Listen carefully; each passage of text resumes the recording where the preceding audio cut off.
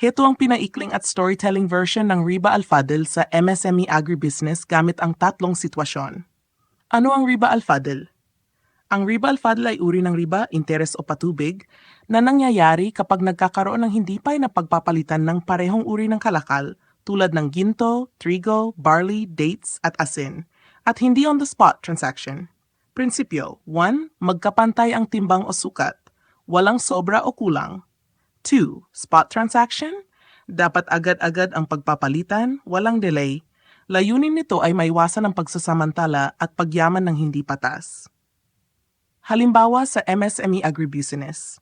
Halimbawa 1. Palitan ng magkakaibang kalidad ng bigas. Si Aling Petra ay may maliit na rice mill.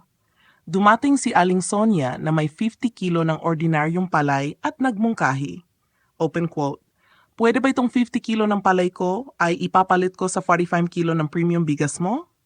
Close quote. Ang direktang pagpapalit na may hindi pantay na timbang at kalidad ay Riba Al-Fadl.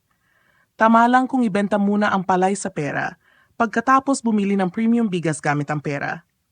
Elemento ng Riba Al-Fadl, magkaparehong kategorya ng kalakal pero hindi pantay ang dami at may tubong nakatago para sa isang panig.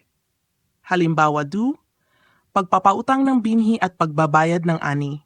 Si Mang Ador ay nagpapautang ng 10 kilo ng hybrid corn seeds sa magsasaka. Kasunduan, open quote, pag-ani mo, babayaran mo ako ng 15 kilo ng mais, close quote. Lumalabag ito sa prinsipyo. Hindi pantay ang dami, 10, 15 kilo at deferred ang bayad.